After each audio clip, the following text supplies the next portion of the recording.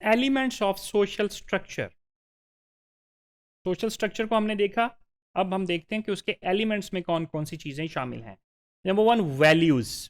Values basically guide what is good और what is bad. कौन सी चीज़ सही है, कौन सी चीज़ गलत है, कौन सी चीज़ सोसाइटी में होनी चाहिए, कौन सी चीज़ सोसाइटी में होना गलत करार दिया जाता है।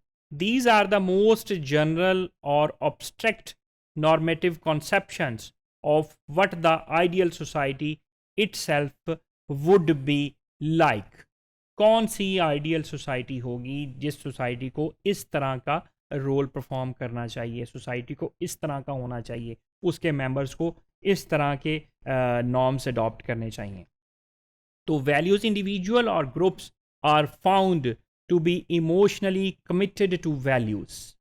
रूरल एरियाज में ग्रुप्स या इंडिविजुअल्स की अगर हम बात करें तो वो वाली वैल्यूज़ जो रूरल एरियाज़ की वैल्यूज़ हैं उसमें बहुत ज़्यादा वो कमिटेड आपको नज़र आएंगे, बहुत ज़्यादा रिजिड नज़र आएंगे।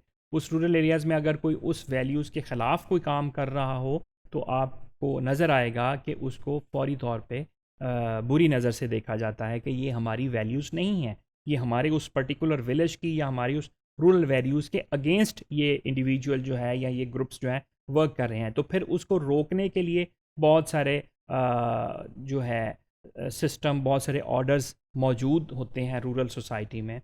इसकी एग्जांपल के तौर पे हम देखें कि बड़ों की इज़्ज़त करना या बड़ों का ख्याल रखना या अपने अनएम्प्लॉयड लोग जो हैं उस सोसाइटी के उनकी टेक केयर करना, उनकी ज़रूरियात को पूरा करना या छोटे बच्चों का ख्याल रखना, तो ये सारे जो हैं हम कह सकते हैं कि ये रूरल वैल्यूज़ में शामिल होते हैं। Elements of rural social structure में ऑर्गेनाइजेशंस भी आती है कि human being deliberately established certain organisation for the pursuit of their specific ends and purposes.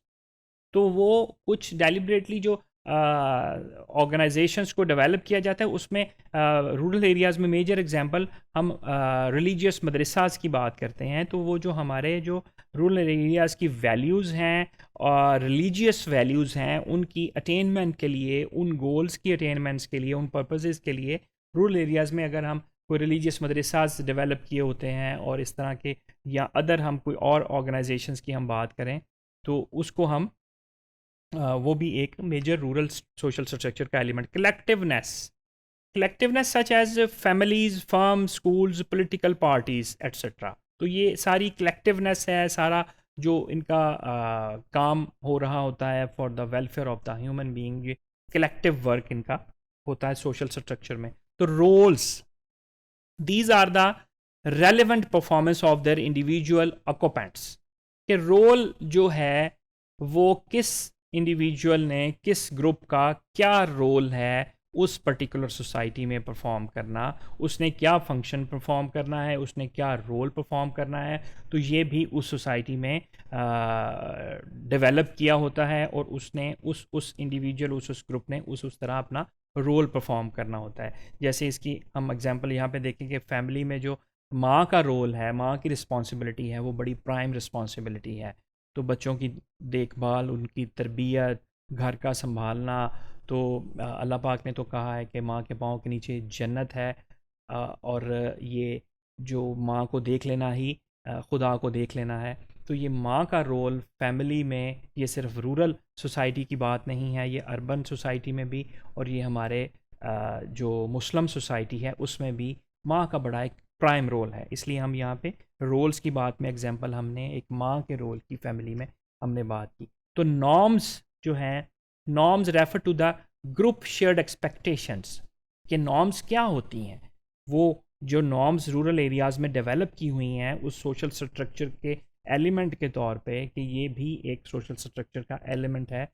तो वो नॉर्म्स जो हैं, जो ग्रुप शेयर्ड एक्सपेक्टेशंस हैं, वो होती हैं नॉर्म्स के एक जो उस सोसाइटी में एक्सपेक्ट किया जाता है कि इस इंडिविजुअल ने, इस ग्रुप ने ये रोल परफॉर्म करना है, इसका इस तरह का बिहेवियर होना चाहिए, ये जो हमारी वैल्यूज़ हैं इस वैल्यूज़ की इसने ख्याल रखना है, इसने इस वैल्यूज़ के तहत ही चलना है।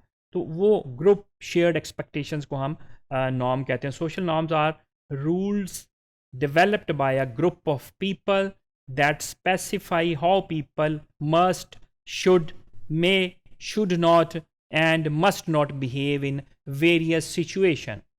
कि ये जो ग्रुप ऑफ पीपल ने डेवलप किए हुए रूल्स हैं उसको हम नॉर्म्स कहते हैं, कि हमने उस एरिया में, हमने उस सोसाइटी में, हमने उस कल्चर में किस तरह बिहेव करना है, किस तरह हमने बिहेव नहीं करना, हमें क्या एक्ट करना है, हमने क्या एक्ट नहीं करना। डिफरेंट सिचुएशन में हमारा बिहेवियर डिफरेंट होगा, डिफरेंट सोशल सिचुएशन में हमारा बिहेवियर डिफरेंट एक्सपेक्ट किया जाता होगा उस पर्टिकुलर ग्रुप में, उस डेवलप्ड नॉर्म में। तो social norms are the code of ethics भी हम इसको कहते हैं, कि जो एथिक्स के कोड्स हैं, सोशल नॉर्म्स, उनको कहा जाता है।